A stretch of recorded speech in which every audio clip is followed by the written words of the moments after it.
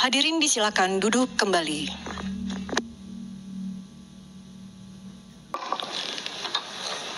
Kita mulai persidangan. Persidangan dengan agenda pengucapan ketetapan dan putusan baik PHPU Gubernur, Bupati, Wali Kota 23 Romawi /2025 dibuka dan persidangan dinyatakan terbuka untuk umum. Selamat siang, Assalamualaikum warahmatullahi wabarakatuh.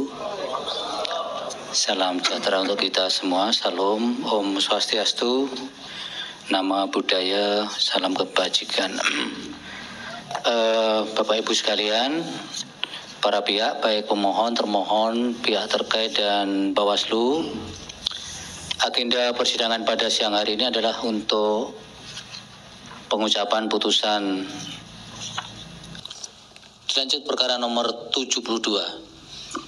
Putusan nomor 72 PHPU BUB 23/2025 demi keadilan berdasarkan ketuhanan yang Maha Esa. Mahkamah Konstitusi Republik Indonesia yang mengadili perkara konstitusi pada tingkat pertama dan terakhir menjatuhkan putusan dalam perkara perselisihan hasil pemilihan umum Bupati dan Wakil Bupati Pasangkayu tahun 2024 diajukan oleh Lembaga Pemantau Pemilihan Gerak Langkah Indonesia yang dalam hal ini diwakili oleh Putrawan Suryanto Esa dan Aprisal SM beramat di Kabupaten Bekasi dan seterusnya disebut sebagai pemohon terhadap Komisi Pemilihan Umum Kabupaten Pasangkayu memberi kuasa kepada Dedi Fritz Raja Guguk dan kawan-kawan disebut sebagai termohon.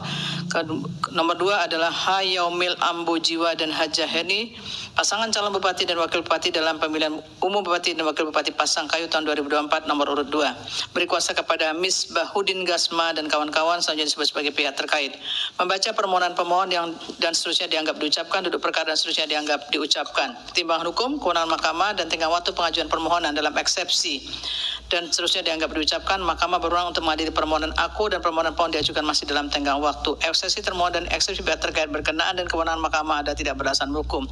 Kedudukan hukum.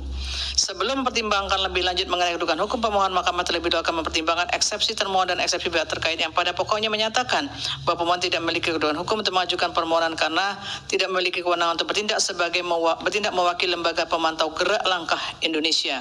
Bahwa setelah mahkamah mendengar, membaca dan seksama dalil pemohon, jawaban termohon, keterangan pihak terkait dan Bawaslu Kabupaten Pasangkayu dan alat bukti yang diajukan serta fakta hukum yang terungkap dalam persidangan, Mahkamah mempertimbangkan sebagai berikut.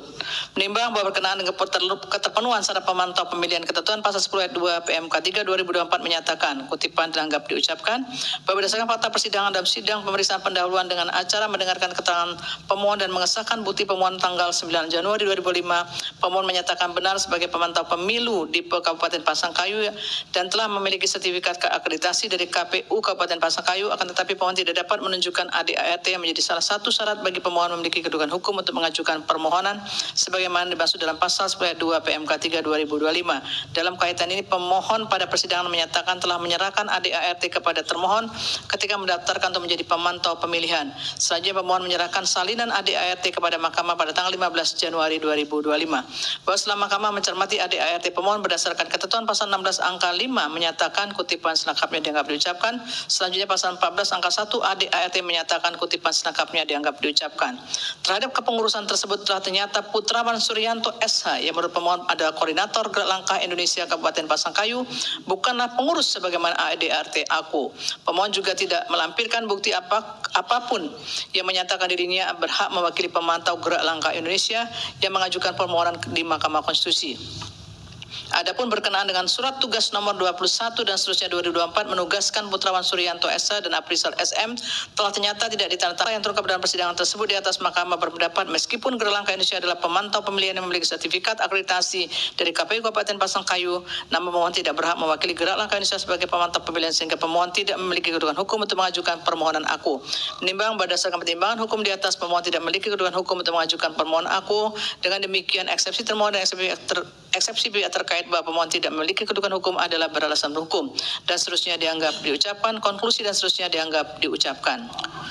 Berdasarkan Undang-Undang Dasar Negara Republik Indonesia tahun 1945 dan seterusnya dianggap diucapkan, amar putusan mengadili dalam eksepsi 1 mengabulkan eksepsi termohon dan eksepsi pihak terkait mengenai kedudukan hukum pemohon.